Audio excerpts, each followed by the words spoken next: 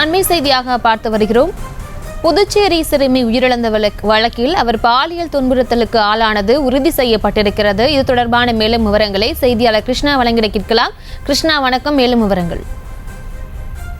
புதுச்சேரியில் சிறுமி கடத்தப்பட்டு கொலை செய்யப்பட்டு சாக்கடையில் வீசிய சம்பவம் புதுச்சேரியில் பெரும் அதிர்வலையை ஏற்படுத்திய நிலையில் நேற்று மதியம் அளவிற்கு அந்த சிறுமியின் உடலானது கைப்பற்றப்பட்டு புதுச்சேரி இந்திரா காந்தி அரசு மற்றும் மகளிர் மருத்துவக் கல்லூரியில் அந்த உடலானது வைக்கப்பட்டிருந்தது.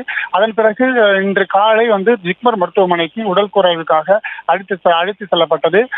காலை 10 மணி அளவில் அந்த உடற்கூறாய்வானது நடைபெற்றிருந்த நிலையில் சுமார் ஒரு 2 மணி நேரமானது இந்த உடற்கூறாய்வானது நடைபெற்றது. இந்த உடற்கூறாய்வில் இந்த உடலானது கடுமையாக அழுகிய நிலையில் இருந்ததன் காரணமாகவும் அதனுடைய உறுதித்தன்மையை சோதனை செய்யும் முயற்சியில் மருத்துவர்கள் ஆய்வு மேற்கொண்டு வந்தனர். இதில் அந்த சிறுமியை பாலியல் சீண்டல் உட்படுத்தப்பட்டதாக தகவல் வெளியாகி உள்ளது.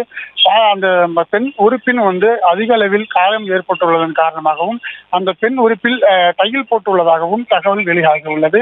இதன் காரணமாக அந்த பெண் பாலியல் சீண்டலுக்கு உட்படுத்தப்பட்ட பிறகு கொலை செய்யப்பட்டு சாக்கடையில் மூட்டையாக கட்டி வீசி இருப்பது புதுச்சேரியில் ஒரு பெரும் பரபரப்பை ஏற்படுத்தியுள்ளது.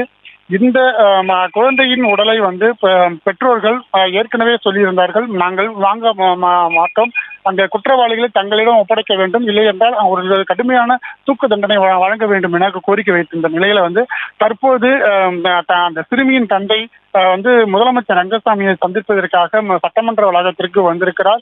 முதலமைச்சரிடம் அவர் ஆலோசனை பெற்ற பிறகு அவர் சிறுமியின் உடலை வாங்குவாரா அல்லது இன்று மேலும் போராட்டமானது வெடிக்குமா என்பது தெரிய வரும்.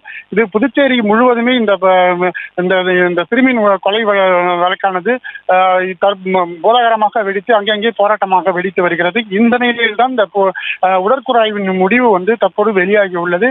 அந்த சிறுமியின் பாலியல் சீண்டல் உட்படுத்தப்பட்ட பிறகுதான் இந்த கொலை நடந்திருப்பதாக முதற்கட்ட தகவலாக நம்மளுக்கு வெளியாகி உள்ளது. விவரங்களுக்கு நன்றி கிருஷ்ணா.